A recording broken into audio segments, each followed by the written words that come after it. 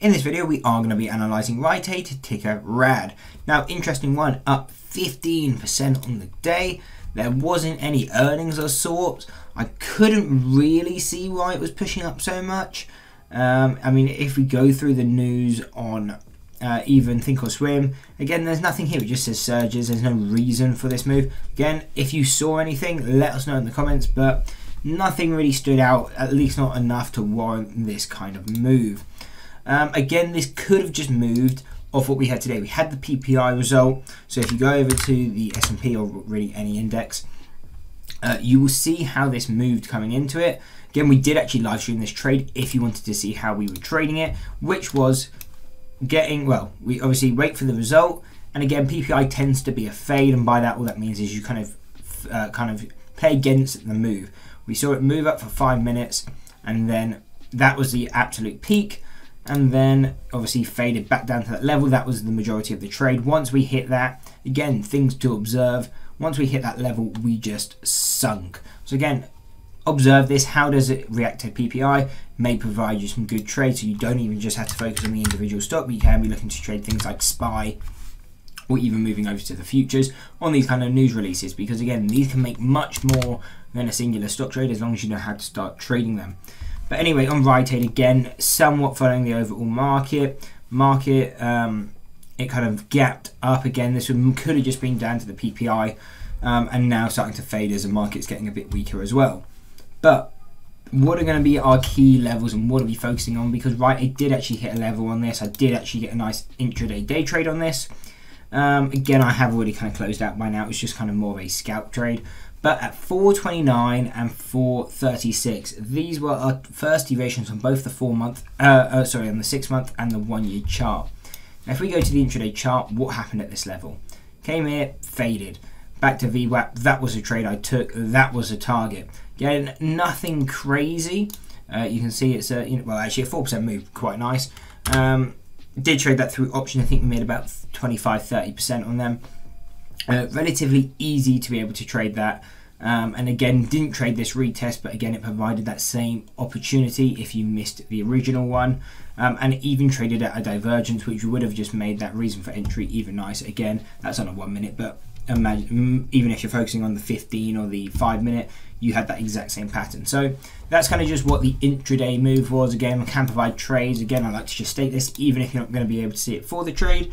Sometimes they're posted in the Discord, like we did the PPI release, and the US Open actually.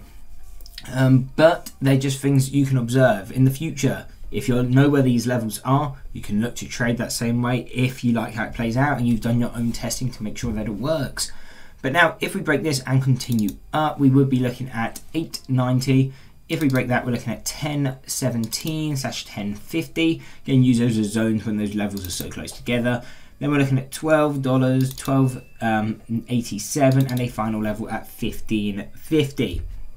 Now, quickly to the supports. What are we paying attention to? So we do have our statistical mean at $5.67. I would also be paying attention to 590. This is going to be the gap fill. Again, as I can't see any fundamental reason for it to be moving, it is more of a technical gap.